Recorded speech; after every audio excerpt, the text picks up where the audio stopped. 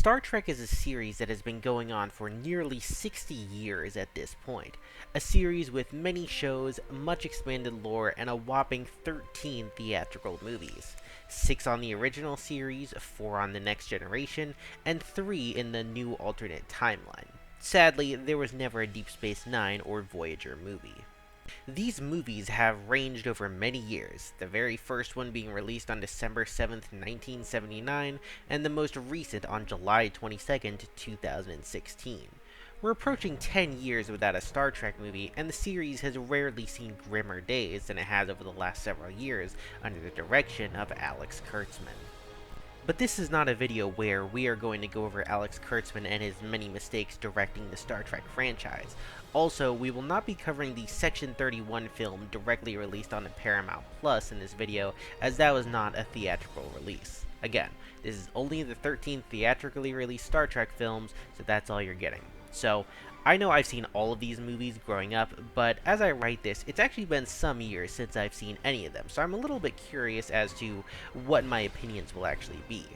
Now, while I do remember something about each of the movies, I really don't remember my general opinions on each one. Like, I have some vague memories, but I don't really have a picture of how this ranking is going to go before I start it. So I'm kind of curious to see where it goes. I'm curious to see which ones I like, which ones I don't like, and how that lines up with the general community. So I guess we're going to see, of all the 13 Star Trek films, which ones are peak and which ones need a warp core breach immediately so I don't ever have to think about them ever again.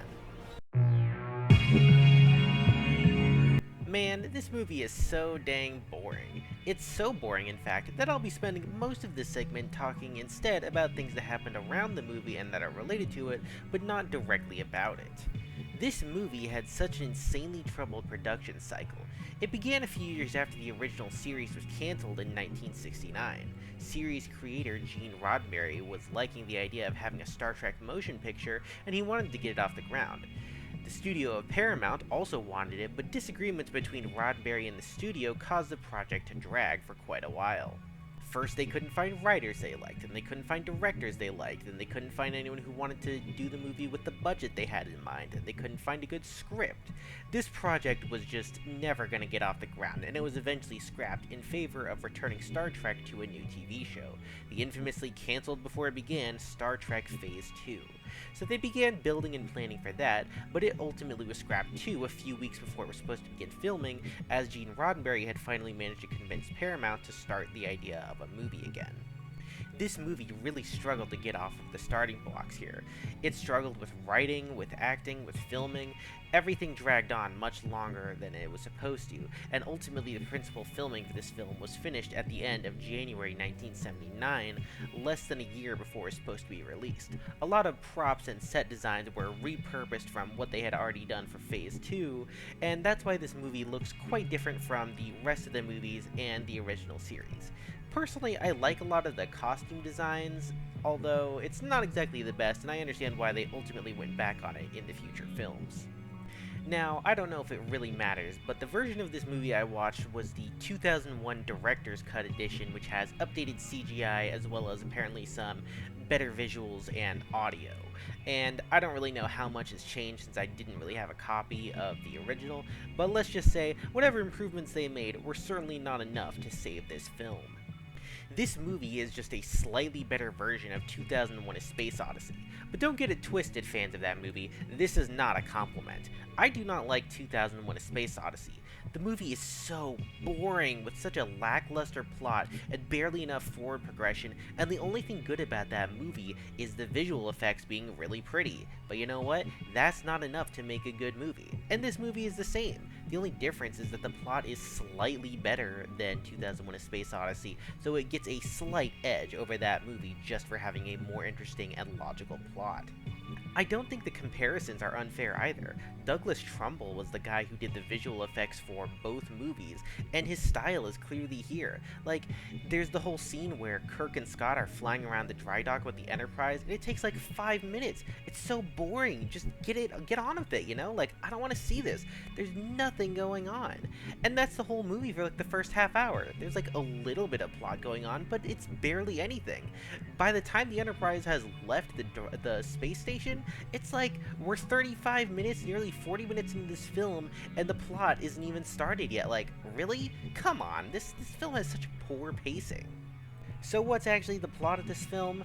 Well, it's basically a full-length movie version of the original series episode known as The Changeling, where an ancient Earth probe has now gained immense power and is returning to Earth and potentially causing problems. In this case, it's the Voyager 6 probe, which was lost to a black hole.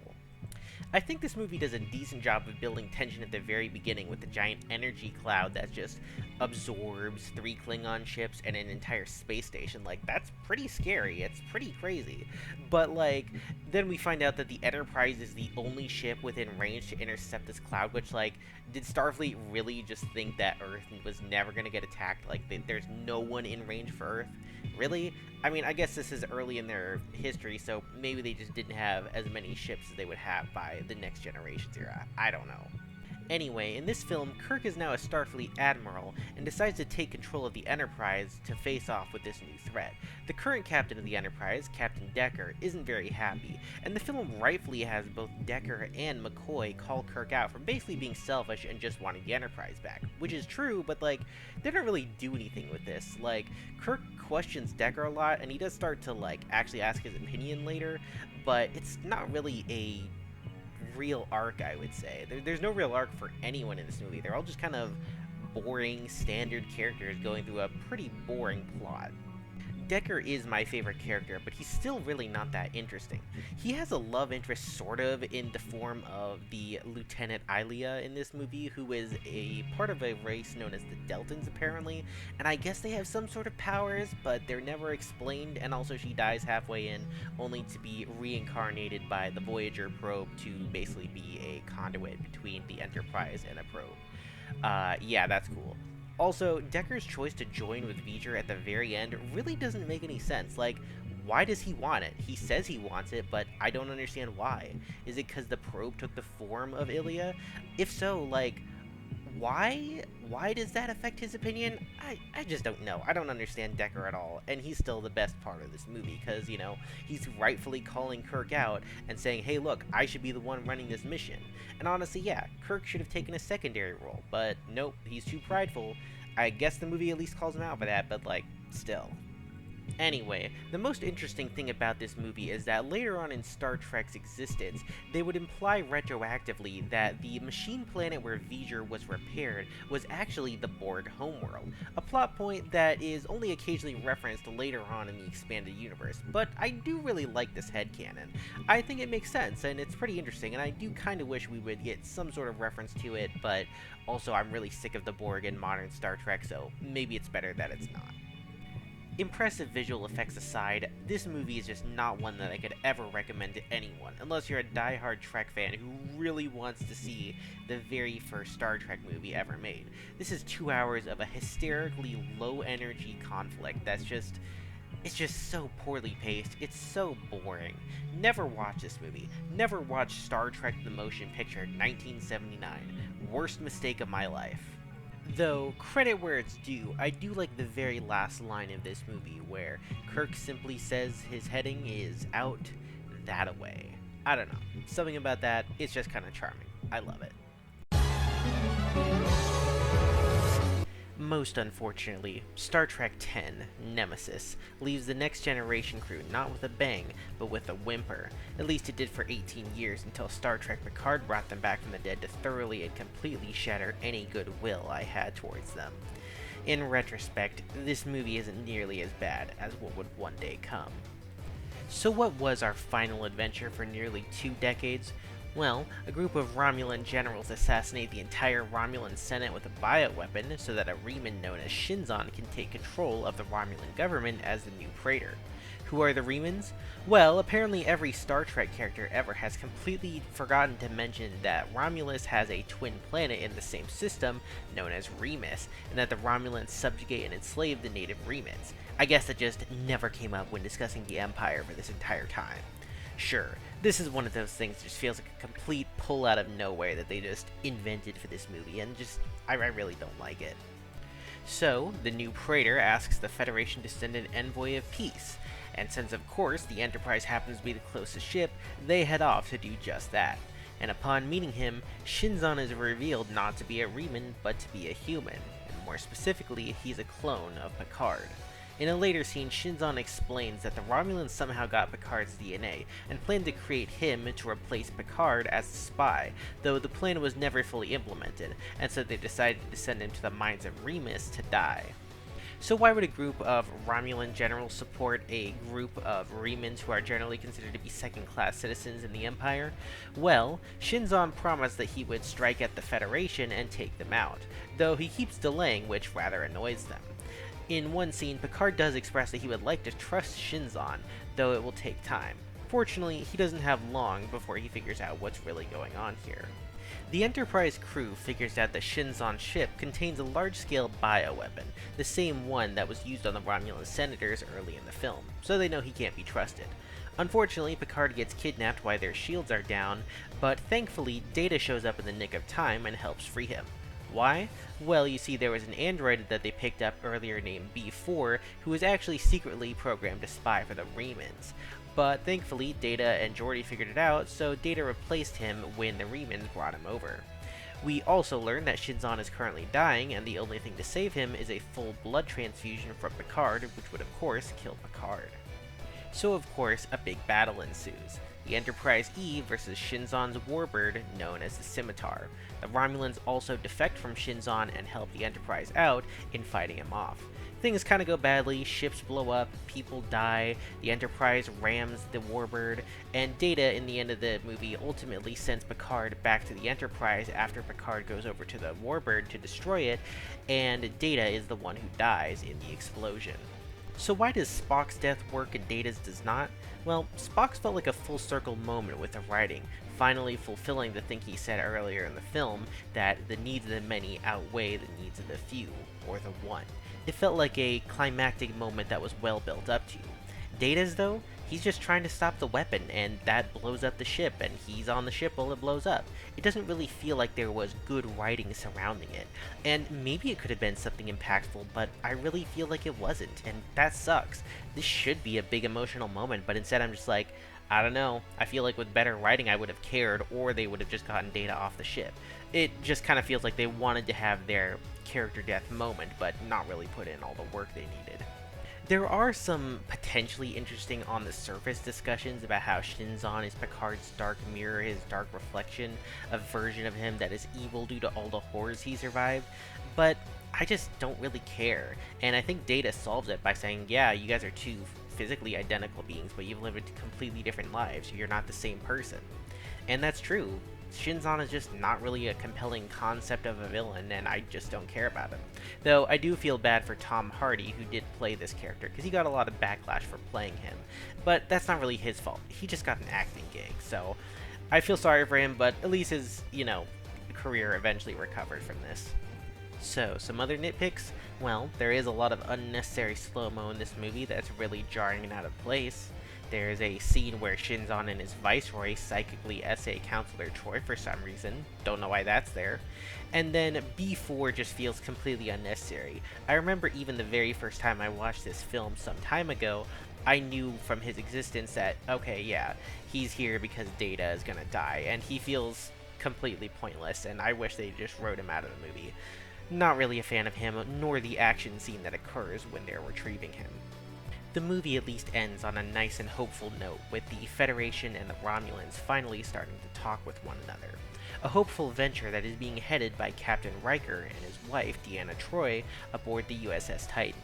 And I like to believe that things went far differently than the future that Star Trek Picard would have you believe. Trust me, the average fan fiction detailing what happens next is written better than Star Trek Picard. What a legacy to leave behind. Star Trek VII Generations is probably the single most frustrating movie in this entire franchise, mostly for what it could have been, and it's a movie that I wish I could give so much more credit, but sadly, this is not a movie I really like. But before we get into the many problems I have with this film, let's first talk about the best part of the entire movie.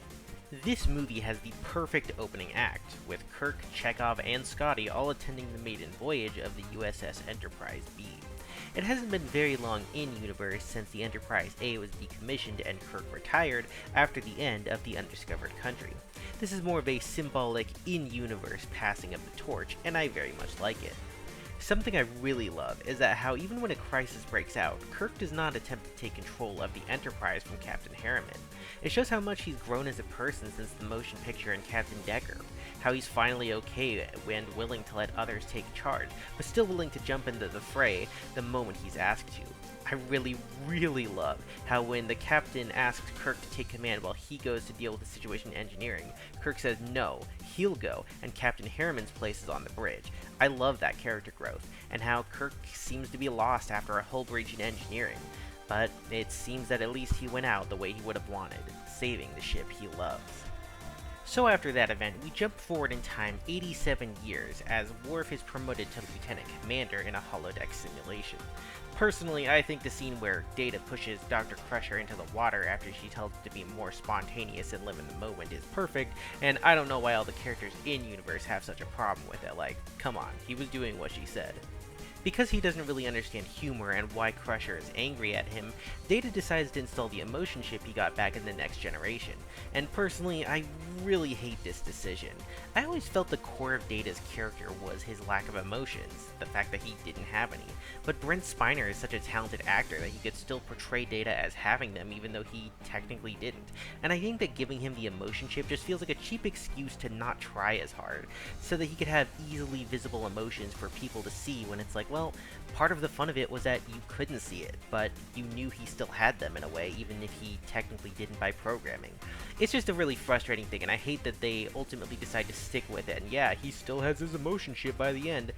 I really don't like it. I don't like what it does for Data in this movie, and I don't like what it does for Data going forward. It's just a really dumb decision, in my opinion, for the character. Also, this movie infuriates me on two separate counts when it comes to the technical aspects.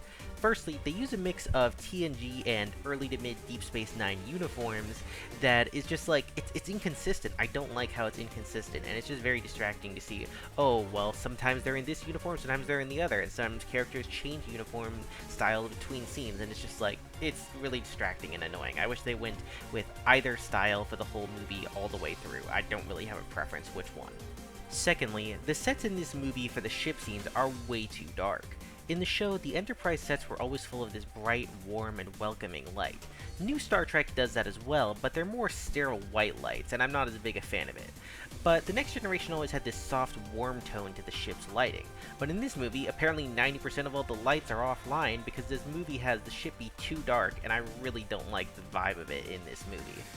This movie does get some credit because it finally kills off the stupid Duras sisters, who I was just so sick of at this point. The Next Generation and Deep Space Nine always used these two as Klingon villains after the original Duras was killed. And like, thank goodness, I was so sick of these guys. If they had showed up one more time, I probably would have lost it. Like, can we get some other Klingon villains? Oh wait, we can't, because, you know, they're meant to be the allies of the Federation. I mean, at least in Deep Space Nine, they gave us reasons that the Federation and the Klingons would fight at some point, but like, I'm just so tired of the Duras sisters, I'm glad they died here. I haven't actually started talking about the plot yet, have I?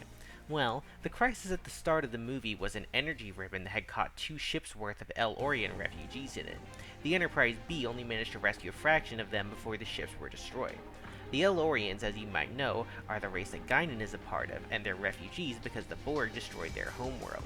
She was among the rescued refugees on the Enterprise B, as well as the main villain of our movie, a man named Soren. So in the Next Generation part of the timeline, the Enterprise comes to save Soren as he's aboard a space station that got attacked by Romulans. Turns out they were trying to reclaim something he stole from them. What did he steal? A material called trilithium. Why does he want it? Because he's trying to destroy the local star to create a gravity wave to alter the course of the energy ribbon, which is finally coming about their part of the galaxy. Why? Well, as Guinan explains, the ribbon is actually called the Nexus, a temporal energy anomaly that can give anyone exactly what they want forever, as time has no meaning in the Nexus. All the El-Orients aboard the ships were caught in the ribbon and experienced it temporarily before being beamed away by the Enterprise B, and now all these years later, Soren is trying to get back into it. Picard and Data manage to figure out that with the first star's destruction, the Nexus will now pass nearby a planet, and that to get it to go through the planet, Soren plans to destroy a second star, but this time there will be millions of casualties due to other planets in the system being inhabited, but Soren doesn't care. Picard beams down to the planet to try to stop him, but Soren refuses to listen no matter what he says, even when Picard brings up that his actions are similar to that of the Borg. Meanwhile, up in space, the Duras sisters managed to use a recording device that they implanted on Geordi while he was a prisoner to learn the Enterprise D's shield frequency. For some reason, after they start to attack, the Enterprise doesn't think to change shield frequencies, even though they've definitely done it before in the main series. The Enterprise finally manages to destroy their bird of prey, though the warp core begins to go critical. They separate the star drive section from the saucer section, and the star drive section is destroyed, sending a shockwave that forces the saucer section to crash into the planet. Picard sneaks through the energy shield that Soren has up, but he's unable to stop him in time. He launches his missile into the star, destroying it and destroying the planet as he and Picard are swept up into the Nexus. Now, to explain why Picard sees himself living a nice family life in the Nexus, I briefly have to backtrack to something I skipped over. Earlier in the film, Picard learned his brother and nephew died in a fire, and now he feels sad. He always believed that the Picard name would live on through them, but he has no family, and now he's going to be the last of the Picards. I do think the movie sort of plays this up a bit, as given Picard only met his nephew once, I don't feel like him saying that he thought of his nephew like a son is really correct, but whatever. Anyway, that is why Picard sees himself living a nice family life with his nephew alive, because, well, that's what he's feeling at this moment. Maybe that's not what he would normally want in the Nexus, but given the news that he just got, I think it's understandable. Anyway, despite all that, despite Guinan telling Picard that he would never want to leave the Nexus once he goes into it, Picard almost instantly chooses to leave. Guinan's echo telling him he can go anywhere and anywhen he wants, so he decides to do that, though at first, he needs some help. So now, an hour and a half into this 2-hour movie about them meeting, Kirk and Picard finally meet. People have criticized this movie for sort of wasting them and their meeting, and how they both decide to leave the Nexus pretty quickly despite it being so alluring that Soren decided to dedicate nearly a century of his life to getting back to it. But at least Kirk showed some resistance, kind of being a little bit reluctant to leave the Nexus because, well, he wanted to live some of that life. He's already at a retirement age, and, he kind of feels like the universe owes him one. But I do appreciate that he at least put up a little bit of a fight, and I think that his decision to leave the Nexus is a bit more understandable than Picard's almost instant turnaround. So the two go back to the point in time shortly before Soren launches his missile. They stop him, they fight him, and they blow him up. Kirk is killed after falling from a collapsing bridge, and Picard is with him in his last moments. I definitely agree that this movie has a pretty weak villain in Soren, and pretty unthreatening, and this is sort of the way that Kirk goes out. I kinda don't like it. I honestly wish that the opening 15 minutes of this movie existed in like a vacuum as like a short, but then the rest of the movie didn't, because I think that would have been a perfect way to really send Kirk out, although I would have also been fine with just, the ending of the Undiscovered Country. I didn't necessarily need the opening 15 minutes of this movie, even if I really do like it. But yeah, this movie sucks. But, at least I had something to say about it, something to complain about, something to criticize, unlike the motion picture, which is just completely boring. This is not really a good movie, but at least there's something to talk about with it. Star Trek 2009 is a movie that is unfortunately weighed down by the success that it enjoyed, which would empower Paramount and Alex Kurtzman to make the many abominations to the name of Star Trek that now exist under its canon. Everything can be traced back to this one singular movie, so let's talk about everything that it has to offer. This movie takes place in an alternate timeline to the one that we spent all of Star Trek in before it. I do think that this was a pretty brilliant move by J.J. Abrams, so that in the event that this movie bombed horribly, it could easily be retconned and ignored out of existence, and if it was successful, they have a new cinematic universe to play with, and they can sort of experiment with how they use old characters. So, the opening act of this movie has a Romulan vessel showing up out of nowhere in front of the USS Kelvin and attacking it. This is the ship that has George Kirk, the father of our favorite Enterprise captain, James T. Kirk, who is in the middle of being born when this attack occurs.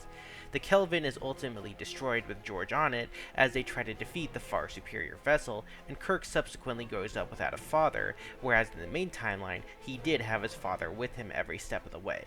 And this is the creation of what is known as the Kelvin timeline. A huge problem I do have with this movie and its base story is that Star Trek in previous has always handled time travel as a sort of cause and effect thing. You change something in the past, it affects it in the future, not unlike Back to the Future. But in this time, there is a branching timeline, and I don't understand how it's suddenly different. I don't know why no ships from the original Prime timeline try to travel back in time to stop Nero, but they don't, so, we're just rolling with the it's an alternate timeline thing in this movie, I guess, so just accept it. So, without his father, James Kirk becomes sort of a directionless rogue as he grows up and doesn't seem to be accomplishing much in his life, until Christopher Pike shows up and tells him to join Starfleet. We also see a moment that was referenced in The Wrath of Khan in this film. In that film, Kirk admitted that he cheated on the Kobayashi Maru test, and in this movie we actually see him doing so.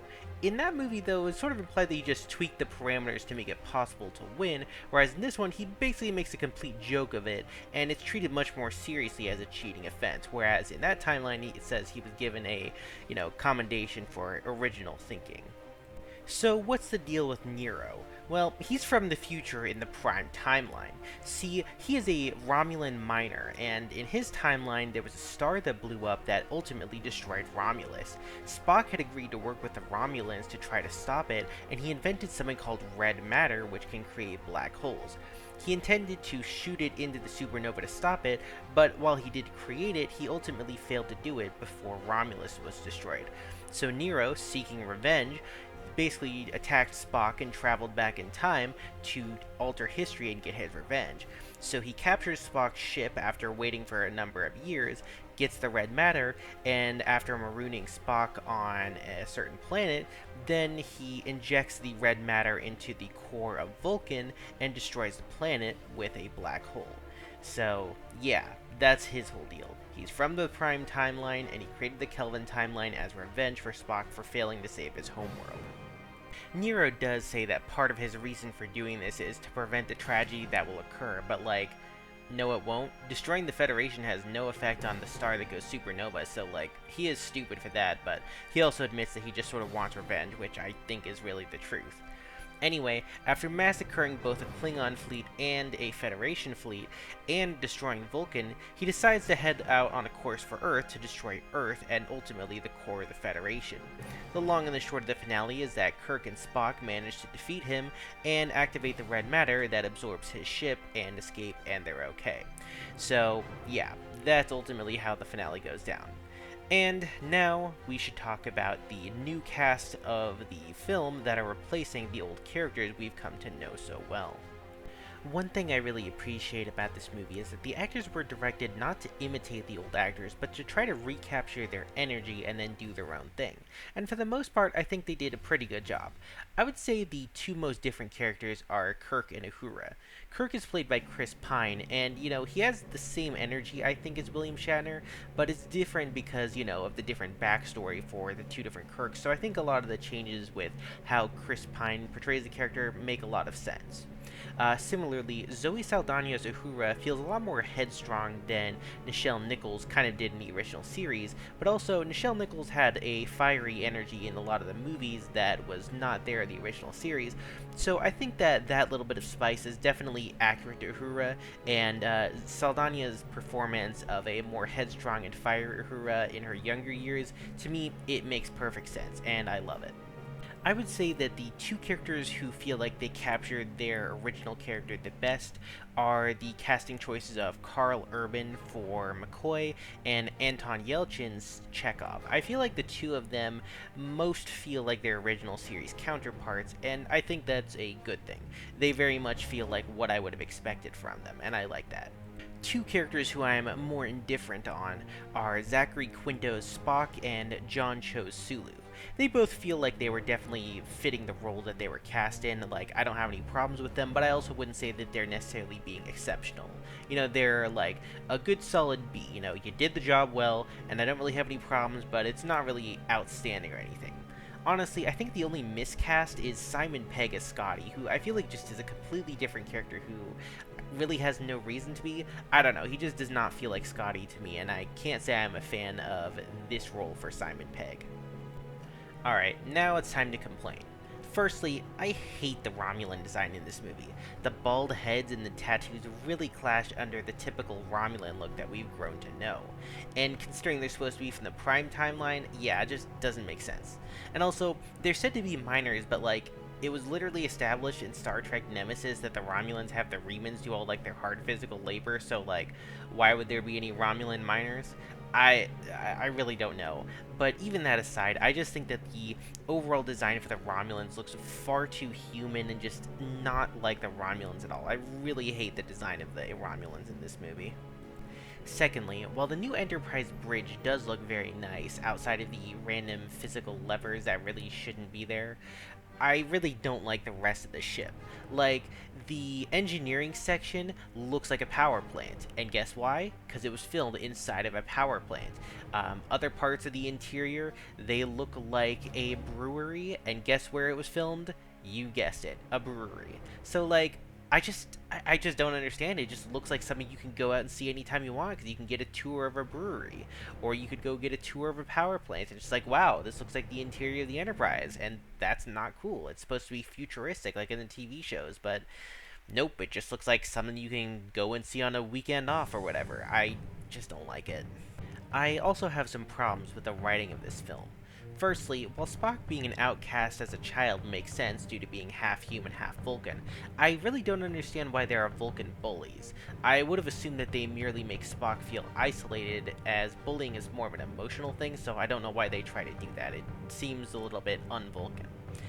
Secondly, Spock and Uhura have a romantic relationship that isn't really explained, like, when did they get together, how did they get together, why, I don't know. It occasionally comes up, like, Uhura kisses him a few times, and it's clear that they're in a relationship, but, like, it's just kind of out of left field, since it was never something in the original series, and they just don't bother explaining it here.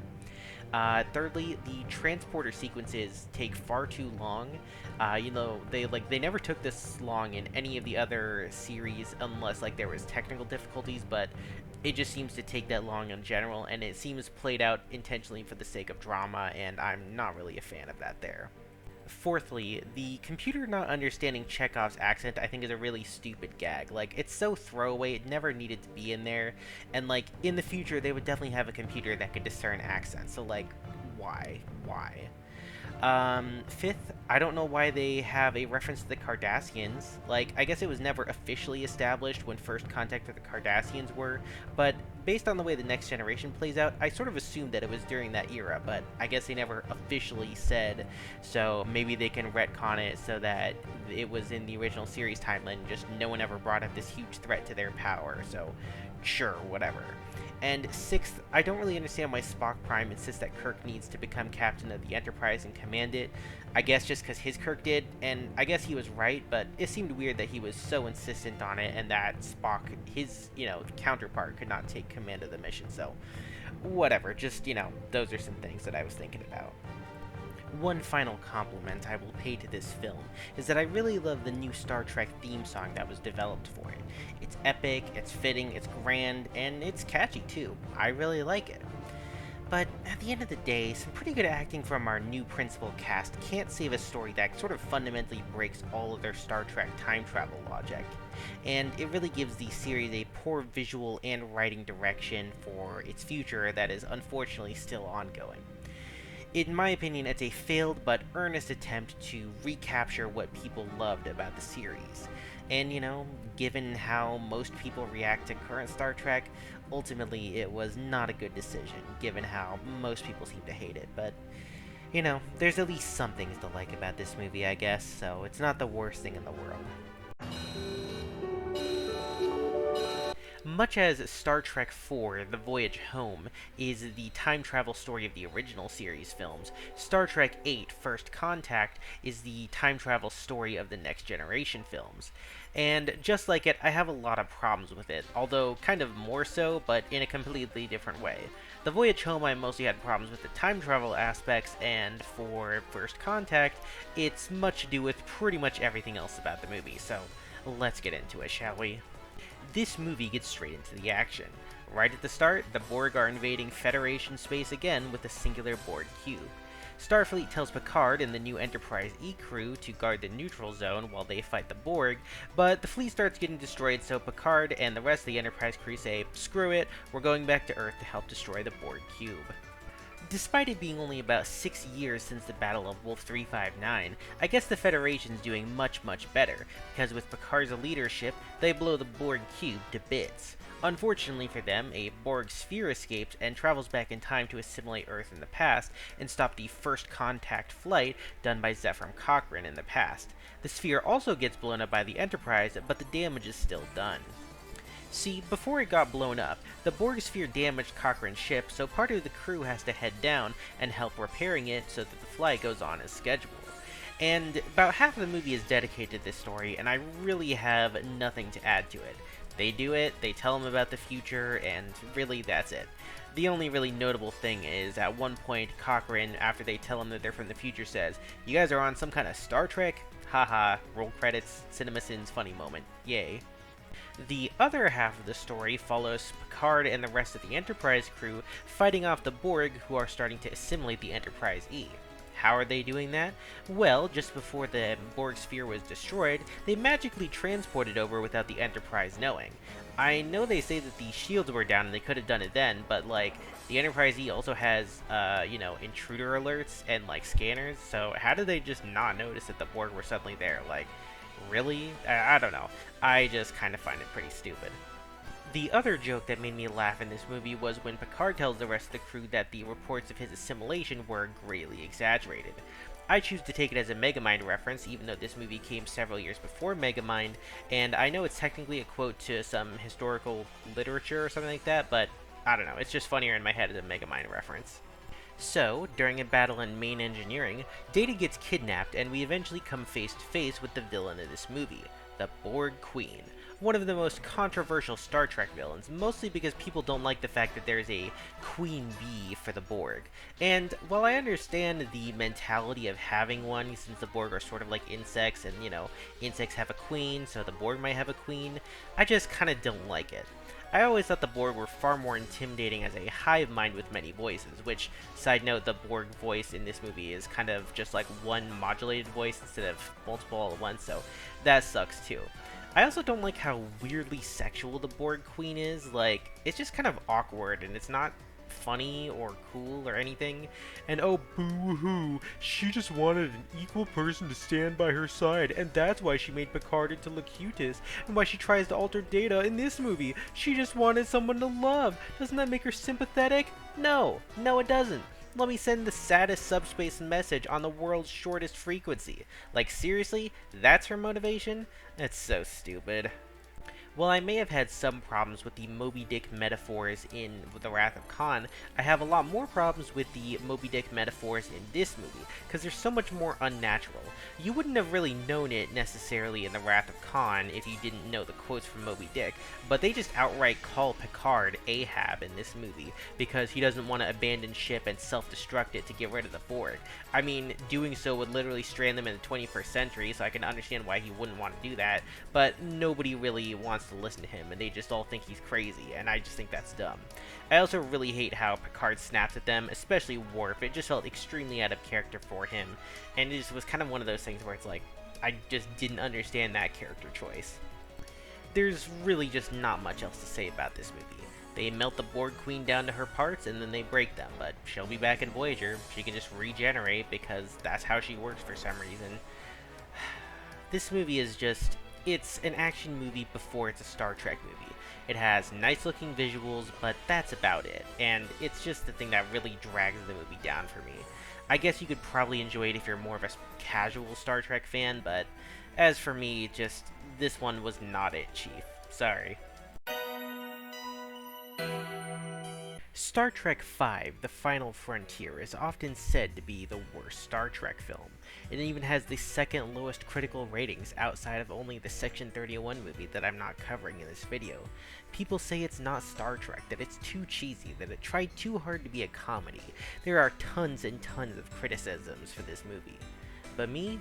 Well, I'd say I'm actually a pretty big fan of this movie, even if I would still consider it to be the second weakest entry in the original series movies, but it's far from a bad film. Before we get into the flaws of this film, I do want to touch on the biggest theme of this film, and that is friendship. The Wrath of Khan also included it, but that one was more focused on old age and death, but friendship is the central focus of this film. This one focuses on the trio of Kirk, Spock, and McCoy. This movie starts and ends their journey while they're out camping at Yellowstone. I like that the three of them are such good friends that they can enjoy a simple camping trip, a bond between brothers, a trio that they formed after so many years at each other's side. McCoy mentions that, men like them usually have families, but Kirk says not them, and at the end of the day, that's true. They may not necessarily have traditional families, but they sort of have a found family. They have each other, and I really love that. I also love how the movie shows that this kind of bond that the three of them have kind of overwrites the idea of blood family in some cases. I mean, the main villain of this movie is Spock's half-brother, a fully blooded Vulcan named Sybok. He is a renegade Vulcan who believes that emotions are the key to the future instead of logic. For these beliefs, he is banished from Vulcan, and I think it's actually completely in character for Spock to have never mentioned this before because technically he doesn't have a brother, he has a half-brother, and he didn't really want to mention Sybok at all. So I think that's fine. I also like that Spock does not kill Sybok, because, he doesn't want to hurt his brother, even if he doesn't like him, but he also refuses to ever stand by Sybok's side, always staying by Kirk's because of their friendship, and that's really awesome. Sybok, however, is definitely the movie's biggest shortcoming. He uses his Vulcan powers to quote-unquote share the pain that a person carries inside of them. He forces them to confront it and accept it, and somehow that magically makes everyone just follow him. Everyone but Spock, who refuses to follow Sybok even after he helps him. It just seems unrealistic that everyone would just immediately turn to serve him after facing their psychological trauma. Like, yeah, it's nice of him to help them out, but that's not going to immediately win your loyalty. Although, that said, I still really like the scenes where he helps McCoy and Spock, and, it's just interesting to see that sort of side of them. I like that, It's clear that he's not doing this out of malicious intent, but, it's still not really something that I like as part of the movie's plot. Another flaw of this film is the Enterprise A, the ship that they're flying. The crew got it back at the end of the voyage home. It's a brand new ship, and you think it would have been mentioned back in the search for Spock when they got home, and they said the Enterprise is being decommissioned, but I guess it wasn't. Given that it seemed pulled completely out of nowhere by the writers of the voyage home, I'm actually fine with the concept of it being a huge mess that was just sort of slapped together in a very big hurry. But the constant technical problems they have in the first part of the movie completely cease to exist once the crew leaves dock, and it kind of feels like that part of the movie was completely pointless given that it just never gets brought up again. Furthermore, the Klingons here are not handled as well as they were back in the search for Spock. They're all wearing these weird, no-sleeve, summer-like uniforms for some reason, and I really don't think they look that good. Anyway, a random Klingon ship just essentially follows and attacks the Enterprise for no reason, and there are so many scenes where they just completely talk in Klingon and there's no on-screen translation. Trek is usually a lot better about this, and I really think that sort of drags down the scenes with the Klingons, because we just have no idea what they're saying, and I think that's kind of a flaw. One last gripe about the movie. There are some problems with just how it's visually presented. The special effects in this movie kind of feel like a downgrade from the last several films, and also there's a really obvious editing mistake in the turbo shaft scene, where they pass deck 52, then 64, then 52 again somehow, and then they pass by deck 78 twice. And yeah, it's just kind of like, did they really not notice it? It's pretty obvious, and kind of embarrassing that one managed to get through, yikes bruh. I think a lot of these issues can all be traced back to the highly troubled production cycle that this movie had. Paramount wanted to sort of rush this movie out the door, there was tons of script changes that were occurring behind the scenes, and really it just seems like they were struggling to get this movie basically to the deadline that Paramount wanted. But despite that, I still think this movie is pretty good. It has a lot of flaws, yes, and a lot of things that clearly point to a troubled production, but at the same time, I still think it turned out to be a pretty good product. I should probably talk about the plot, huh? Well, on the planet Nimbus 3, the International Planet of Peace, a joint operation between the Federation, Klingon, and Romulan powers to try to cooperate more, Cybok initiates a hostile takeover of the only town on the planet and captures the three ambassadors.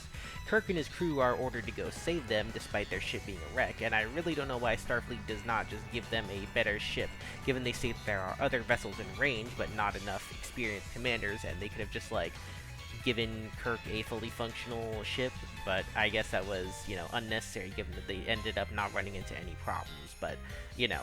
So when the crew arrive to Nimbus 3, they attempt to rescue the ambassadors, and they manage to do so, except for the fact that the ambassadors have already been converted to Cybok's side, and so the rescue attempt ends in failure as the ambassadors put weapons on them. I actually quite enjoy this action scene. I've heard some people apparently don't like Uhura doing her dancing and singing thing, which is a little bit weird. Nichelle Nichols, the actress, is actually pretty good at both, apparently, so she pretty much requested to have this be part of Uhura in this movie, and she wanted to have the scene, but they did dub over her singing with somebody else, which got her mad, and I can understand getting mad about that, but I don't know, I was perfectly fine with the dancing scene. It's a short, pretty inoffensive part of it. Once Cybok and the rest of the crew arrive on the Enterprise, he takes it over by converting much of the crew by using his helping powers, and decides to take them to the center of the galaxy, where he believes the Promised Land awaits. The center of the galaxy is protected by the Great Barrier, which, according to Kirk, has never had a ship or probe cross and survive, so that's interesting. But with the power of plot armor, Cybok has the barely functional Enterprise A cross the Great Barrier with literally zero trouble. They don't even, raise their shields or add special defenses, they just go through. I guess it was just that easy all along, which seems kind of dumb. And the Klingon ship in pursuit does exactly the same. So, Cybok and our favorite trio head down to the planet that they find on the other side to meet God. I love how Kirk leads into the scene by saying, "God's a busy man, we better not keep him waiting." And then they go down to the planet where Cybok believes he is resting. And when they meet God, at first everything seems to be going all well, but then it quickly devolves as God essentially asks how they got there. Cybok tells him they got there through a starship, and God asks if the starship can take him beyond to the rest of the galaxy so he can spread his wisdom. And there Kirk drops the best line ever, "What does God need with a spaceship?" I love it, and I love how it immediately unravels as we learn that this quote-unquote God is actually an entity, a prisoner who has been trapped here for many years and who cannot escape without a starship. I really like how Cybok goes out in this film, telling the entity that you carry a great pain, allow me to share it, basically telling him the same thing he's told all the others that he's been with, and how it distracts the entity long enough for the Enterprise to get a shot in. I also love how Kirk is rescued by the Klingon ambassador after he takes control over the bird of prey and forces the Klingon captain to apologize to Kirk, as the captain really did attack him with zero provocation and without authorization from his government, so that was cool. I really like how, after Kirk is rescued and brought aboard the Klingon bird of prey, he tells Spock that he thought he was about to die, but Spock tells him that it was impossible for Kirk to die here, as Kirk was not alone. It echoes how, at the start of the film, Kirk tells McCoy he knew he wouldn't die when he fell off the rock face at Yellowstone because he wasn't alone, and how he said he's always known that he's going to die alone. Of course, this isn't exactly true given Star Trek Generations, but I really liked it for this film. It really brought the whole friendship, brotherhood theme of this entire movie full circle here, and I love that. I really don't think that this movie deserves its sort of reputation of being the thing that nearly killed Star Trek. It has so much to love. Its themes of brotherhood and friendship, I think, are probably one of the strongest themes in any of these movies, and I love it. The flaws are there in this movie, but the quest to meet God is really more of an excuse to test out and explore the friendship that we've seen grow between the three main characters of this movie. I will always love and respect it, even if I do have to acknowledge its flaws. It's not a perfect movie, but it's still a damn good one. Before rewatching this film for this marathon, I couldn't recall a single thing about Star Trek's 13th and so far final theatrical film, Beyond. I had watched it in theaters when it was new, and it promptly left my head for nearly a decade until I watched it for this marathon. And upon rewatch, I realized why I haven't thought of this film pretty much since I watched it for the first time. There's just not really that much to say about it, so let's start with the plot synopsis. We're 3 years past the end of the last movie and in the middle of the famous 5-year mission, and James T. Kirk is feeling a little directionless as the mission has become very routine and just not very interesting to him. The film starts with him attempting to broker a peace treaty between two hostile races, and failing, and he just seems more annoyed than anything when it falls through. Not even disappointed, just kind of annoyed. So, the Enterprise heads off to the Yorktown Station, the most advanced space station in the Federation, for a bit of a break. And while there, a lone alien arrives named Kalara. She claims that her crew has been stranded on a nearby planet within a nebula, so of course it's up to the Enterprise to save them. They head into the nebula, but upon arrival at the planet Ultimid, they're attacked by a swarm of ships that can just pierce through the shield, and they end up tearing the Enterprise to shreds, sending the pieces of it and the survivors down to the planet. After the crash, the film bounces between several groups of our main characters as they try to figure out what's going on. The majority of them were captured by the aliens and their leader Krall and are imprisoned at his base, but those who aren't end up meeting with another alien, a woman named Jayla, and they meet up at her base, the ruin of the USS Franklin, an old Starfleet vessel from the start of the Federation's era.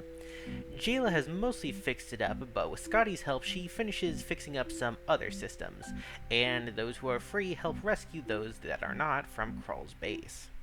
We learn from scenes with Krall that the artifact that Kirk presented to the one alien race at the start of the movie is actually one half to a bioweapon that Krall already has the other half of. Krall wants to use it to destroy the Federation because, well, they don't really explain. Something about the Federation putting the frontier and believing in peace, and the frontier is going to push back, and strength is not from peace, it's from conflict. So basically, he's Doomfist from Overwatch, but in Star Trek. So, Krall uses his swarm to attack the Yorktown base, but with the literal power of classic rock radio, the Enterprise manages to destroy them all, and Krall is in fact revealed to be the stranded captain of the Franklin, Balthazar Edison, who used the magic life-extending technology that he found on Ultimid to extend his life, and somehow that also changed him into an alien, except for in the finale where he reverts back to his human form mostly. Anyway, he tries to use the bioweapon on the Yorktown, Kirk stops him, and they end up celebrating Kirk's birthday inside of the Yorktown. The fact is, this movie is just not really that engaging. We don't learn about Krall's identity until the last act of the movie, and the way they find out is really dumb. Uhura just replays a tape from the Franklin, and oh, she figures it out. Cool. There are subplots with both Kirk and Spock considering leaving the Enterprise for different reasons, but ultimately they both decide to stay on it. Jayla and Krall have very little story to them. They're just kind of characters that are there for the plot. And although Sofia Boutella and Idris Elba respectively do a really good job, I just didn't really care about their characters in this case. There's also Spock and Uhura having a minor subplot about their relationship having troubles, but it's inconsequential to be completely honest. One last thing that I'll mention about this film is that it's dedicated to Leonard Nimoy and Anton Yelchin, who both sadly died before this movie was released.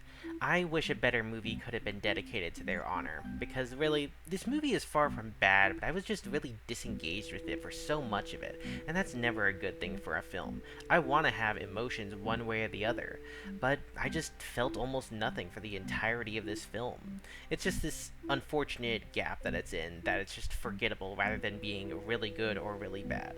It's a shame that the reboot trilogy ended here, more on a whimper than a bang. Oh well. Upon rewatch of this film, I have to admit that Star Trek IV: The Voyage Home has kinda lost me from when I was a kid. I remember liking it a lot more, but now I didn't really find it quite as compelling, and I think the primary culprit in this is Star Trek Picard. Season 2 had them going back to modern-day Earth, and I think that season, with how miserable it was, sort of retroactively soured my thoughts on all the other times that Star Trek characters went back to their equivalent of modern-day Earth at the time. Except for the Deep Space Nine episode, Past Tense. That one I still think is pretty good. But that said, I'll still try to give my unbiased judgment and just talk about the movie as is, regardless of my thoughts on time travel stories within Star Trek. One small missed opportunity I want to bring up is the fact that this movie barely includes Lieutenant Saavik. She stays on Vulcan after the start of this movie, and she isn't in the rest of it. And I don't know, I just kind of wish that a character who was pretty important in the previous two films was also in this one. Another character I feel like could have been included is the sole survivor of the Klingon ship, a Klingon named Maltz, who, yes, he survived at the end of the search for Spock, and he was taken prisoner. And I kind of wish he joined the crew here. I think it would have been cool to have a Klingon who doesn't necessarily want to work with them being part of the crew, but, you know, that's just sort of a hypothetical I think would be cool, so I'm not going to hold it against the movie for not including characters that it probably never intended to include. So what actually happens in this movie? Well, just like the first Star Trek film, a ginormous probe is making its way towards Earth, but instead of deleting everything in its path like V'ger did, this probe merely disables all ships and essentially drains them of their power, while giving off an unidentifiable sound that no one can respond to. When it reaches Earth, it begins causing mass destruction as it attacks the ocean and forces clouds to cover the entire Earth in torrential storms. The bridge crew of the Enterprise has been living on Vulcan in exile for the last 3 months, and they've renamed the Klingon ship to the HMS Bounty, and they've decided to return to Earth to face trial and justice. But as they approach Earth, they hear the message from Starfleet that essentially warns everyone to stay away from the planet due to the probe. Spock wonders if the sound may be directed at an underwater species, given that the transmission was directed at the oceans, and eventually is able to determine that it is in fact the call of the now extinct humpback whale. I really love how just casually they go, yeah, we're gonna go back in time to get humpback whales.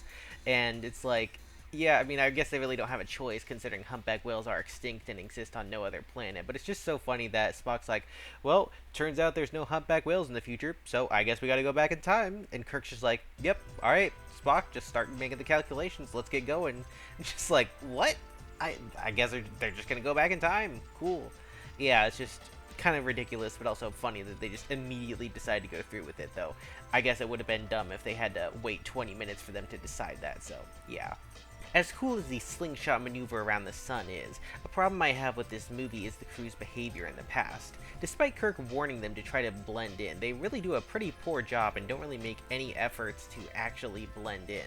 They should have all been charged with numerous violations of the Temporal Prime Directive, which granted didn't exist yet in Star Trek lore, but retroactively they should have been, and I guess that was never addressed. I mean, they use their communicators in front of everyone. They land in Golden Gate Park, freaking out both garbage men when they land and also joggers when they're leaving. Chekhov leaves both his phaser and communicator behind when escaping the military base, and McCoy even cures a random lady by giving her medicine that regrows her kidneys. Like, come on guys, you aren't even being subtle about it. That said, while I think the shenanigans that they get into in the past aren't always very funny, and sometimes they just feel out of place or dumb, there are some that are pretty funny. Like, I really enjoy how Kirk and Spock try to use profanity, and it's pretty funny, or Scott gaslighting a plexiglass company into thinking that he's a visiting professor. The movie is not devoid of any humor, I just think that this movie, you know, makes a lot more shots, and therefore it has a lot more misses than some of the other movies which don't attempt humor quite as often. The main human character that they interact with in the past is the Dr. Jillian Taylor, a marine biologist who's been managing the whales that the Enterprise decide to take. She's a fun part of the movie, and I like her energy on screen. She has pretty good charisma and energy and chemistry with Kirk and Spock, although I do find it weird that at the very end she gives him a kiss on the cheek. Like, I don't know, I never really interpreted their interactions really as romantic, so I thought that was a little weird, but not really a big deal. The best part of this movie, however, I think, is Spock. He's been training his mind ever since his rebirth, and he slowly has to learn to re-accept some of his own human tendencies, and I really enjoy that. It even comes full circle at the end, where he tells Sarek to pass a message to his mother that he feels fine, an answer to the question that at the beginning of the movie he could not answer, and that's pretty good. I really don't want people to think that I hate this movie, because I still really enjoyed it when I watched it. It just has some flaws that I never really remembered as a kid, and now as an adult who kind of thinks more critically, I see the flaws that I did not as a kid. It really feels like a fully realized version of the motion picture, and it is a far better film than that. But yeah, If Star Trek never has its cast travel back in time to modern day Earth again, it'll be too soon. But I still enjoy this movie, and it's still a worthy one that you can check out. I truly cannot describe the severe whiplash you get going from the motion picture to the Wrath of Khan. This movie is like a real movie where the plot progresses at a good rate and has a real villain, and also like some action scenes. It's hard to believe going from the first to the second, but holy crap, this one is actually a movie. While I wouldn't quite put this movie on the same pedestal that most Star Trek fans do, I still respect this movie and like it quite a lot. After Gene Roddenberry was pushed out of the creative control role of this movie, they got a bunch of new people in charge, a group of people who would start to head things for the rest of the original series movies. And in this one, an old nemesis from the original series, the superhuman Khan and the crew of the US Botany Bay emerged to face off with Kirk one last time. An interesting thing about this movie in-universe is that despite it being released only 3 years after the original one in our world, in-universe it's been a lot longer. It's been sort of a significant amount of time. The dating of the original film is a little unclear, as later Star Trek lore would sort of contradict itself numerous times as to when exactly this movie took place. But the range we have is that the jump in time is either as small as 7 years or as long as 14. And it's interesting that they chose to do that when the actors haven't really aged that much since the last movie. Something that you'll also see in this movie is the new uniforms that are being used. A nice red color that I quite like, and I think these are probably some of the fan favorite uniforms. I'm not actually sure, but they stick around for quite a while, including for the rest of the original series movies. They're pretty great, and I do like them, and I'm glad that they're here to stay because I feel like the first movie's uniforms, while nice, probably would not have been as impactful even if they stuck around for the rest of the movies. This movie has two major themes that it deals with throughout: death and old age, although friendship is also there, but it's not really as major. Anyway, with old age, the movie starts out on Kirk's birthday. It's been a number of years since the first movie, and Kirk has been training cadets as an admiral. A fulfilling enough role, but it's his birthday and he's feeling unsatisfied. McCoy comes to visit him and asks him how he feels because he seems kind of down despite it being his birthday. And Kirk admits he just feels old. And McCoy, both as his doctor and his friend, suggest, you need a new ship. You need a ship to feel young again, otherwise you might become part of your own antique collection, which I like. I think it's a good way to try to get Kirk motivated, and it does for this movie. Anyway, this movie is sort of like a space version of Moby Dick if we saw half the movie from the whale's perspective and the whale was the real hero. I've never actually read Moby Dick, but apparently several of Khan's quotes are direct quotes from the novel, and Khan's rage-filled pursuit of his whale lead him down a similar path as Captain Ahab. I think. I assume he died in Moby Dick is, I think, what the lesson is, but again, I've never read the book. This movie centers around the Genesis Project, a project where they try to create life from where there is none. So the crew of the USS Reliant, of which Chekhov is currently the first officer, are exploring space to find a completely barren rock. They decide to explore Ceti Alpha 6, and unfortunately they find the remains of Khan and his crew. Chekhov is confused as they stranded them on Ceti Alpha 5, but as it turns out they are on Ceti Alpha 5. The real Ceti Alpha 6 blew up 6 months after Khan and his crew were stranded, and since Kirk never bothered to check in on them, they've been stranded on a desert wasteland for 15 years. Khan is pretty angry, especially given that his wife is now dead because of some of the parasites that infest Ceti Alpha 5, and he uses the young versions of those parasites to essentially brainwash and mind control Chekhov and his captain for quite a bit of this movie. Using the mind-controlled Chekhov, Khan has Chekhov tell the creators of the Genesis Project, the scientists aboard the space station Regula 1, that they are going to take control of it.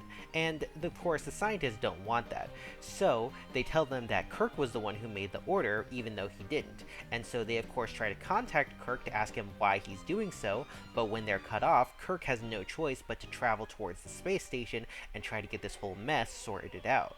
And once he's on his way, Khan prepares to intercept him to begin his battle with his whale.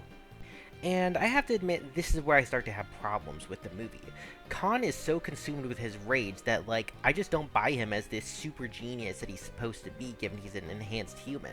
He just acts, really stupid. He has so many stupid decisions that his crew call him out for. They say, hey, we're free, we have a ship, why are we bothering to go after Kirk? We don't need to. We could just go live our lives. But Khan is determined, and it just feels a little weird to call him a super genius and, a superhuman when he's acting really stupid.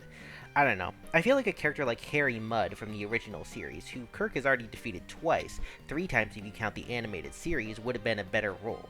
He's also a human who, is a swindler and a con man, and I feel it could have been more easily manipulated by Kirk and had a more interesting battle of sort of wits, a psychological battle between them. I don't know. I feel like Harry Mudd would have been better. Like, I like how Khan is in this movie, but I just don't really feel like his character makes sense, and it's just one of my biggest problems with this movie. I don't like Khan very much. While we're on the topic of characters, I want to briefly discuss the new characters introduced in this movie. There's Scotty's nephew, who is in engineering, and he dies in the first, battle with Khan, and honestly, I don't care. It's meant to be emotional, but really, I just feel nothing about a character we really know nothing about. Then there is Carol Marcus and her son David Marcus. As I mentioned earlier, Carol is Kirk's ex-lover. They both loved each other, but they both decided that they were far too interested in their own careers to really pursue a meaningful relationship. And Kirk agreed to basically let Carol raise his son David, whom he's never known. Carol, I feel like her amount of screen time is perfectly fine, not being too much, but just enough. Whereas David, I feel like is not. He really seems to hate Kirk for a while, and I feel like his hate is kind of unjustified, but I do like that he and his father sort of bond at the end of the movie and, sort of have a coming together moment that I think is pretty suited for both of them. But our most important new character is that of the new Vulcan to the series, Saavik. I really like her. I think that she's probably one of the best characters they introduced, and I like the sort of student and teacher dynamic that she has with both Spock and Kirk in various ways. She has the greenhorn energy, she really wants to do things by the book like a Vulcan would, but she sort of has to learn things as she goes throughout these movies, and I really like that. The other theme of this movie is death, and that's handled expertly through the introduction of the Kobayashi Maru test, a no-win simulation test that Starfleet puts its cadets through to essentially test their character in a scenario where there's no way to possibly win. Saavik is doing it at the start of this movie, and it's brought up that Kirk also did it when he was a young cadet, although it's said that he's the only person who ever won. How? Simple.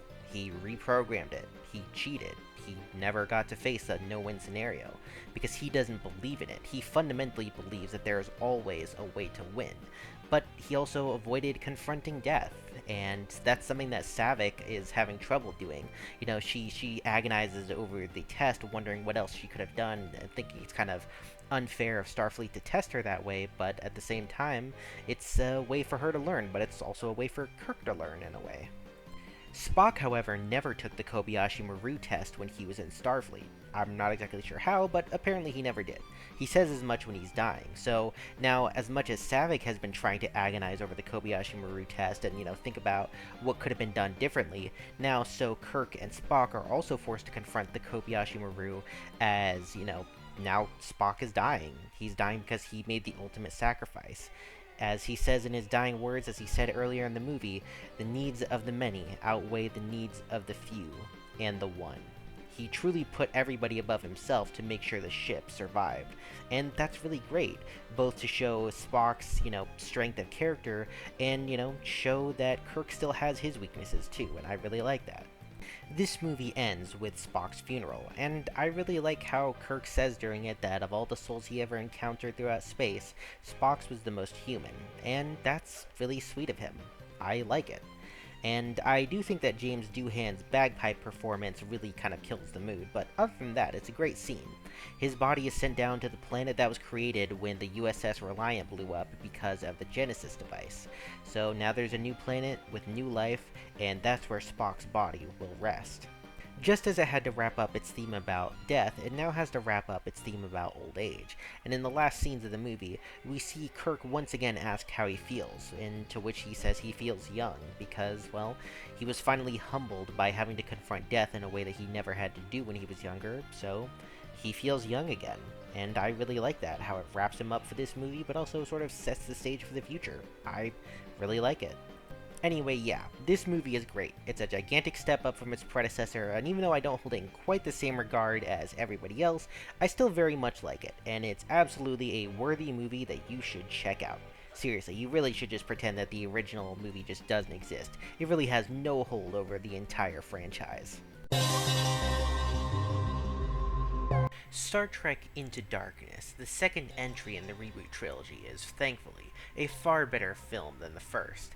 Because they've gotten away from the whole time travel thing, we can sort of just now focus on this movie and the new universe that it's part of, which I think is for the better. So how is it?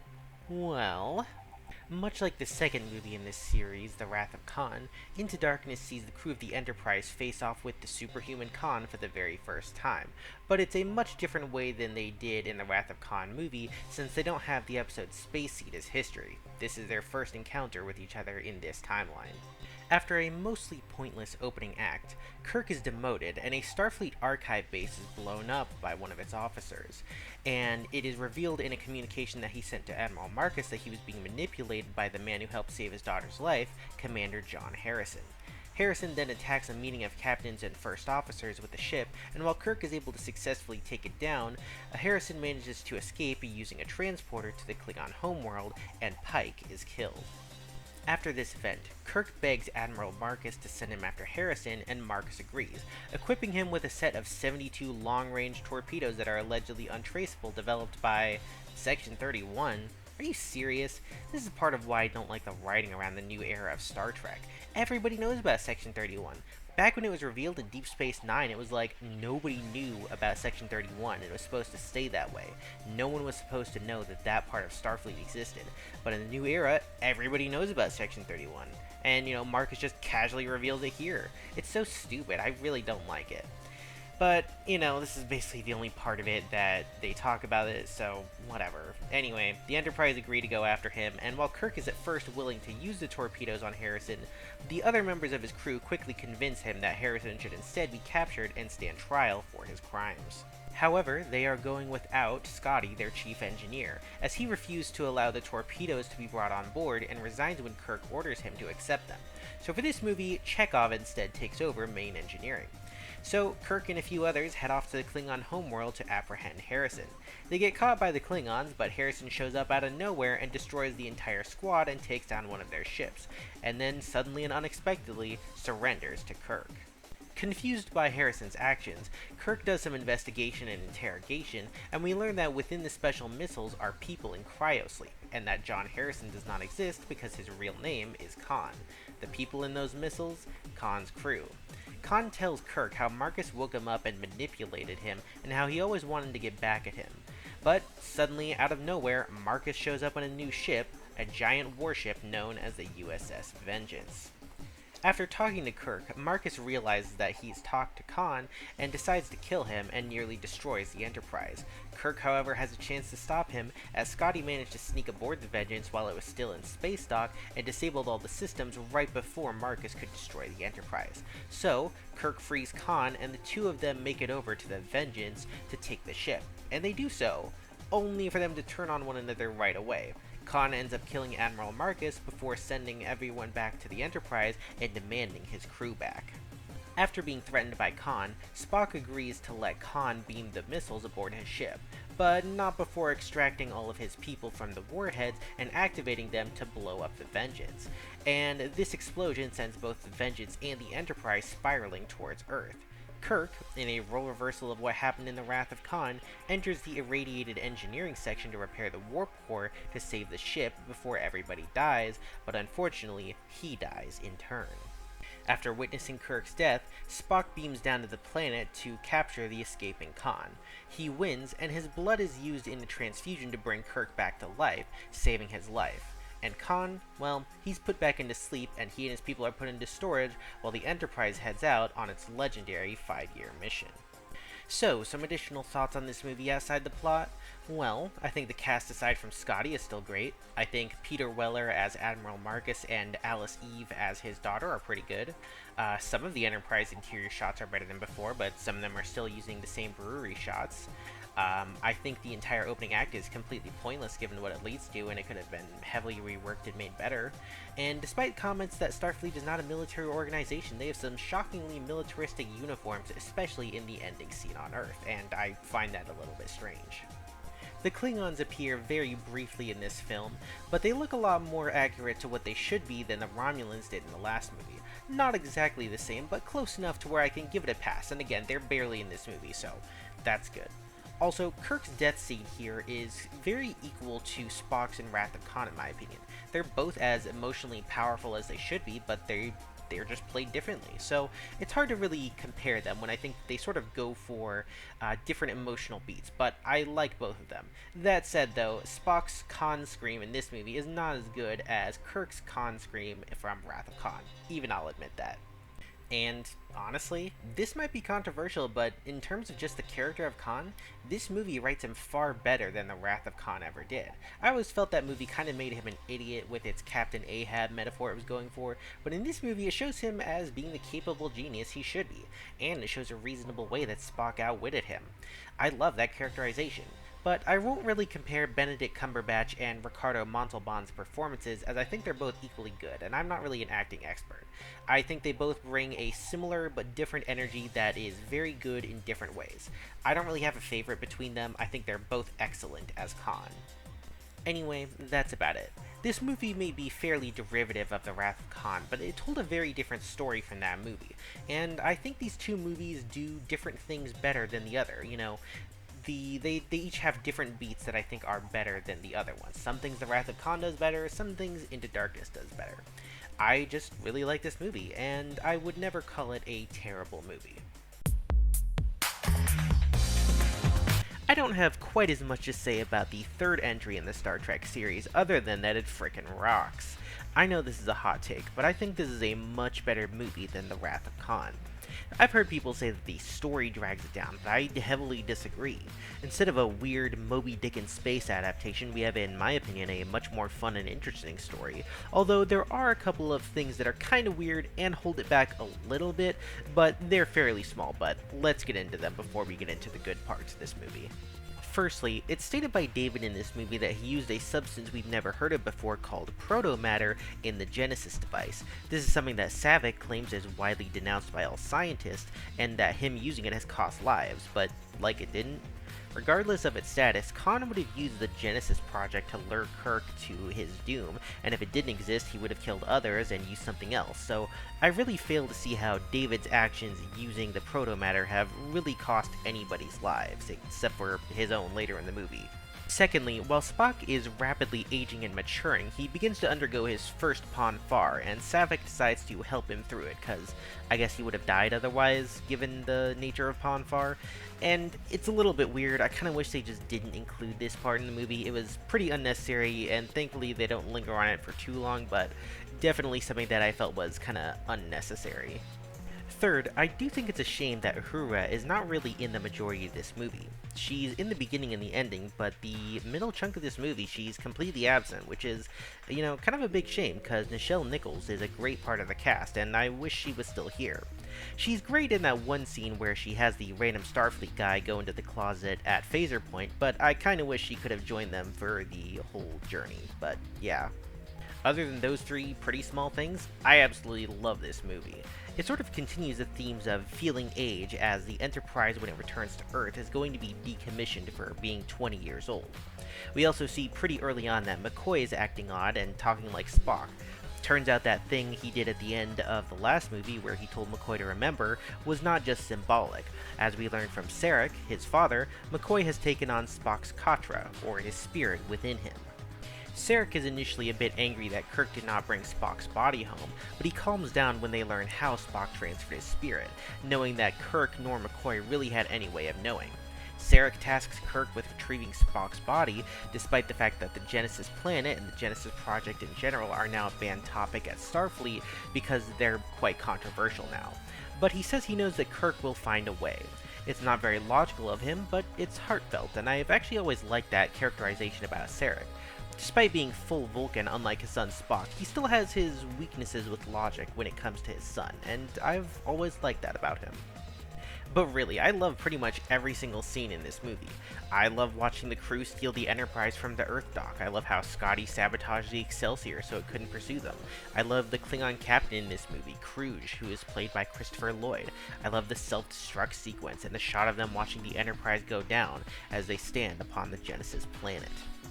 I really love the final battle between Kirk and Kruge, the brawl they have as the Genesis planet falls apart, and the final part with them above that river of lava that Kirk kicks him into in the end. It kind of gives me Revenge of the Sith vibes for the duel on Mustafar, and I kind of wonder if George Lucas drew any inspiration from this movie when creating that part of his.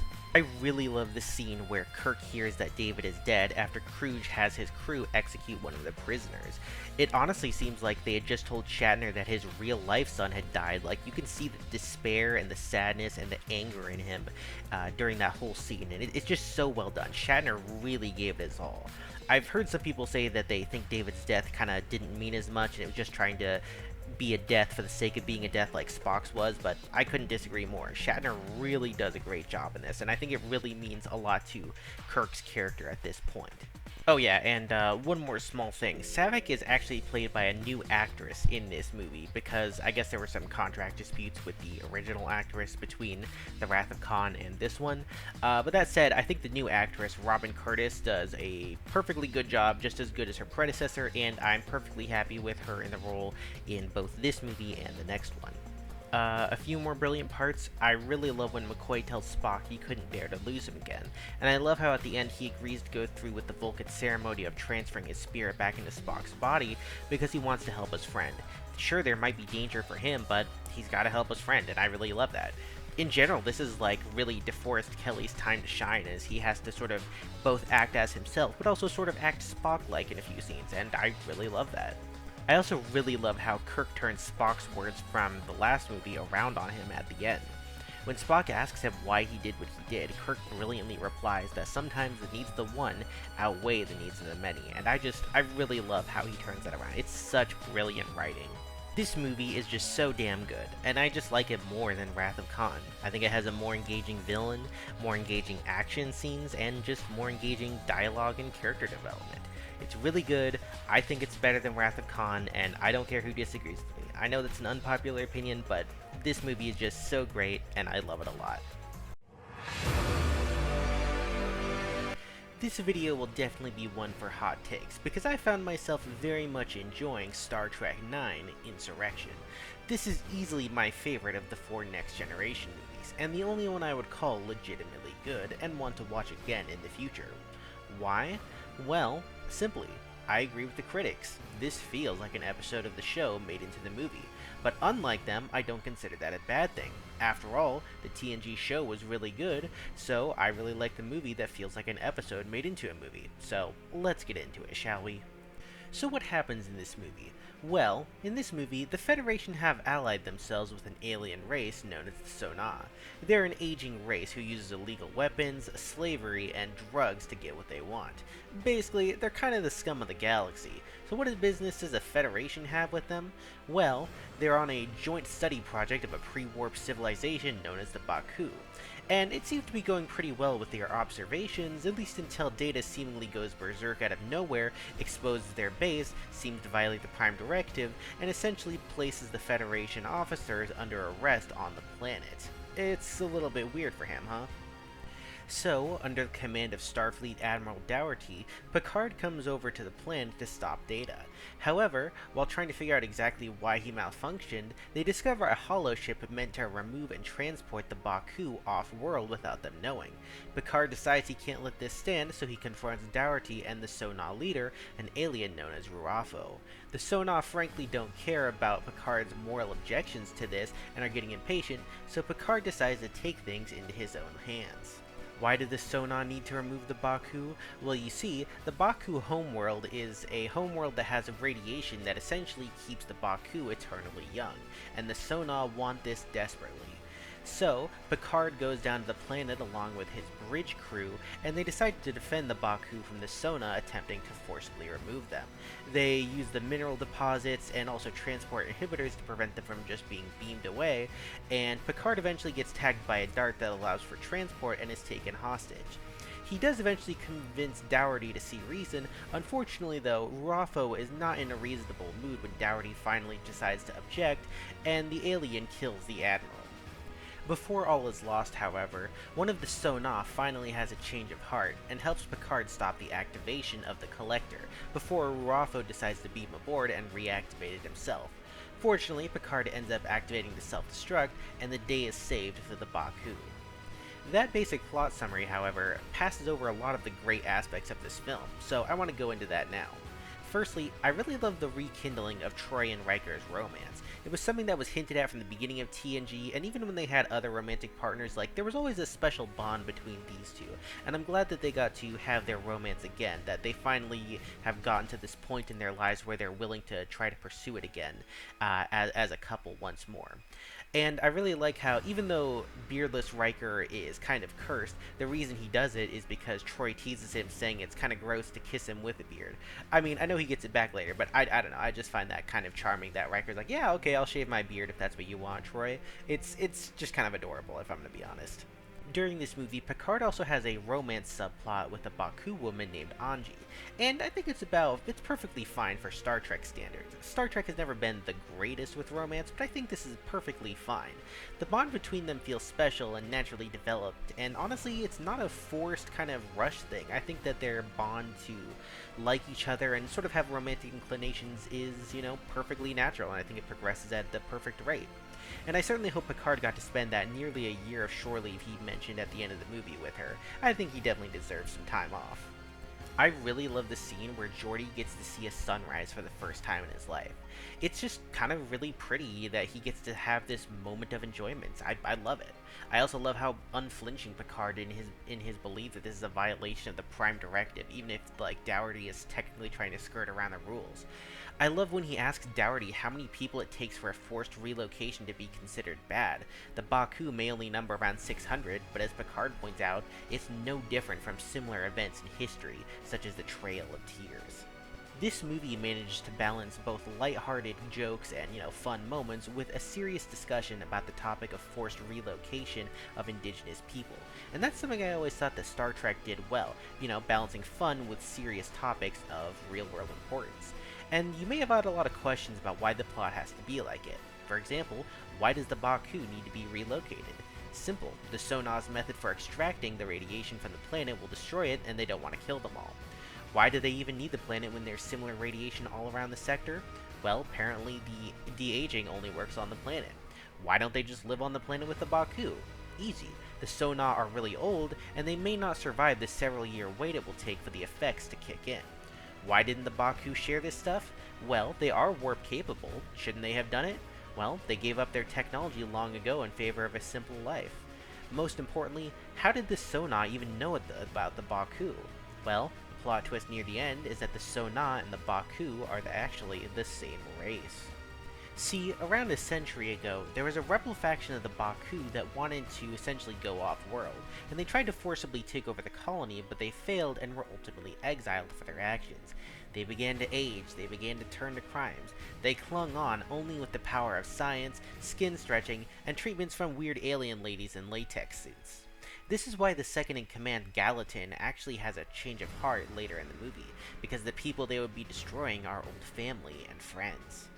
One more thing to add is that if you're looking for action, this movie has plenty of it alongside its heart. Most of the bridge crew are shooting down these drones that shoot darts that allow for transport during the scenes on the planet, but there are also several scenes involving Riker, Geordi, and the Enterprise E fighting off the Son'a ships that are following them as they try to escape from the sector to essentially get a message out to Starfleet to basically tell them what's going on. We even get a reference to the Riker maneuver, even though it's not actually the chair thing. I just thought that was a funny bit of dialogue in the movie. The point is, this movie is totally fantastic, and more people should give it a watch. It is indeed like a TV show episode stretched out into a movie, but as far as I'm concerned, that's a compliment, not a criticism. It's great, I love this movie, and it is easily the best of the 4 Next Generation movies. Honestly, it's not even close. I am very pleased to report that Star Trek VI, The Undiscovered Country, is absolutely the peak of all Star Trek films, and the best in the entire franchise. It is unarguably my favorite, and I love it a lot. There are a few brief problems that I have with it that I will discuss right at the beginning, but other than that, I love every single thing about this movie. I will quickly address the problems I have with this film so we can go on to talking about how much I love it. First of all, the CGI of the Klingon blood during the assassination scene looks pretty goofy and unnatural, almost computer-like even though it's supposed to be in reality, and I must admit I don't really like it. Secondly, when the Enterprise and the Excelsior are fighting General Chang's ship in the finale, I don't understand why they're taking such heavy damage. Like, they have their shields up, I don't know why it's causing such huge explosions. That's something that's normally reserved for once the shields are down, so I don't really get that whole thing. And thirdly, George Takei's acting in this movie specifically is pretty atrocious, and I think it's very much what people say William Shatner's is when they exaggerate about him, but honestly, I never really feel like he acts the way that people say he does in parodies. If anything, that's how George Takei actually acts in this movie, but other than those three things, yeah, no, this movie is really fantastic. Anyway, with those small things out of the way, now let's talk about why this movie is fantastic. While Wrath of Khan did discuss Kirk getting old and feeling old, this time he really is getting old.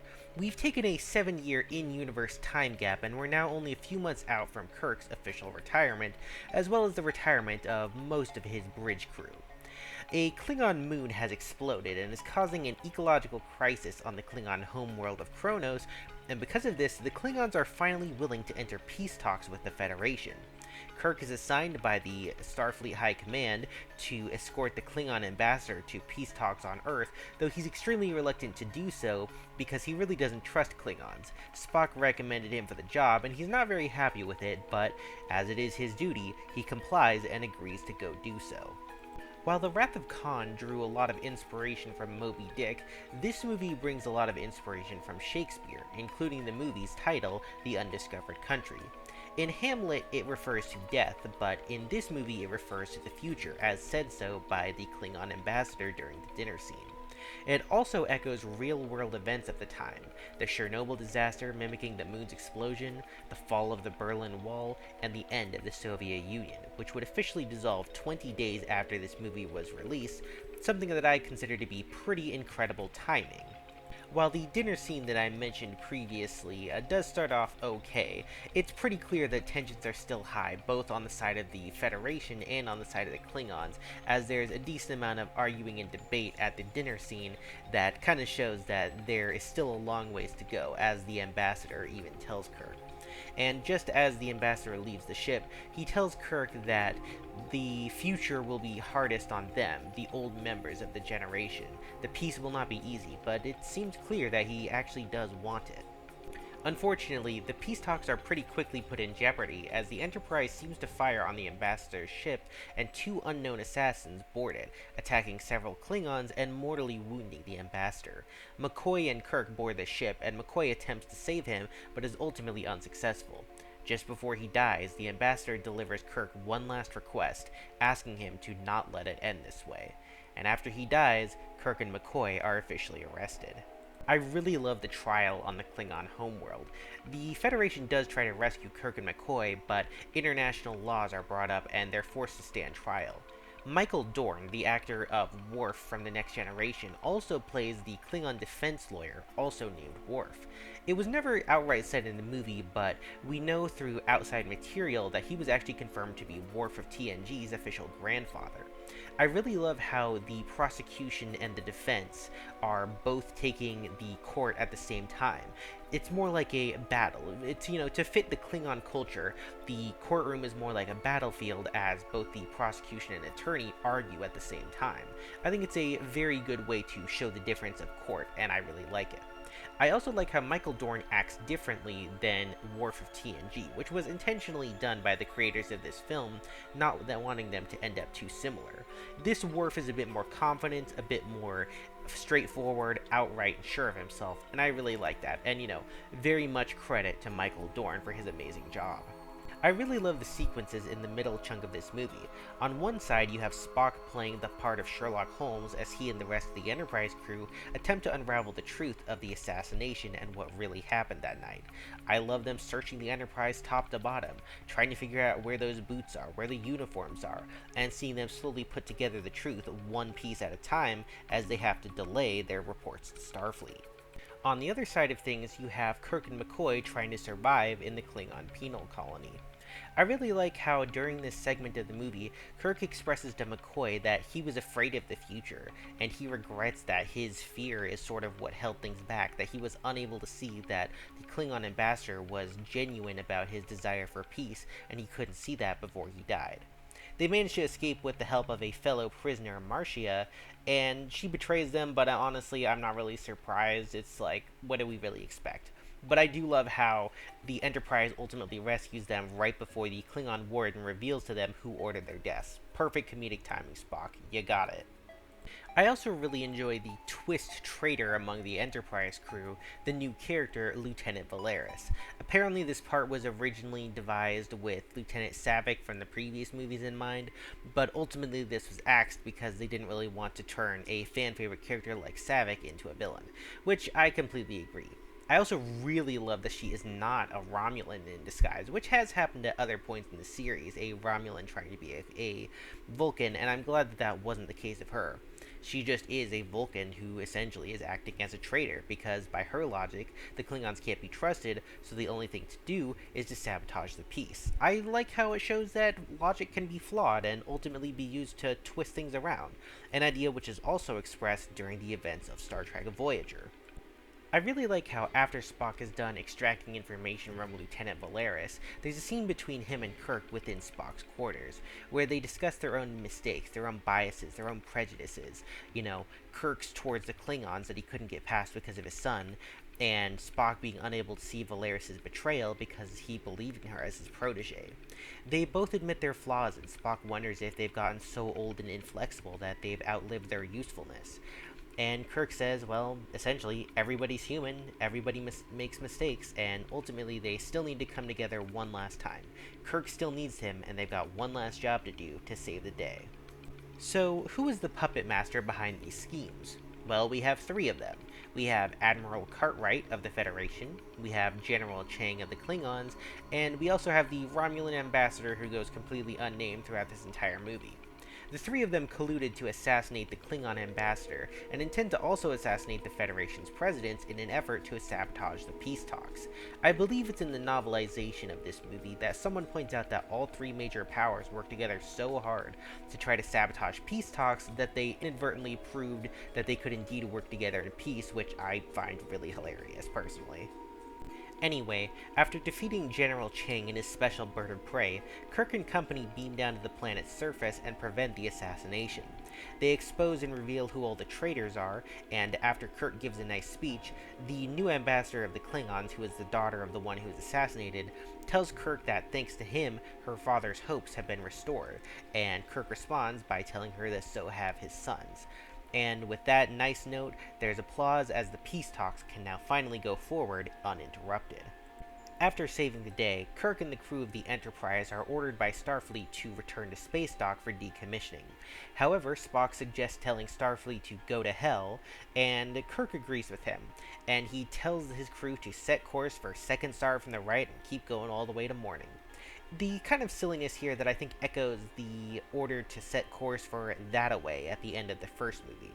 And his final captain's log about this being his last cruise as captain of the Enterprise and how the ship will continue on with new custodians, I really love it. I think it's really nice, it's really touching, and a great way to send the character out. I love it, and I really love this movie. So, what are my takeaways from this marathon? First, Moby Dick is stupid, and I hate the metaphors that are used in other fictional works. Secondly, this fandom's sleeping on some real banger movies like Insurrection and Search for Spock. I really don't understand why those are often ranked so low on the movie ranking when they're really, honestly, almost perfect movies. And third, I just really love Star Trek. I really think that this is a great series, and honestly, William Shatner's acting, not as bad as people say. Even though I would say the bottom 5 movies are ones that I would probably never go back to, everything above it I would at least consider going back to.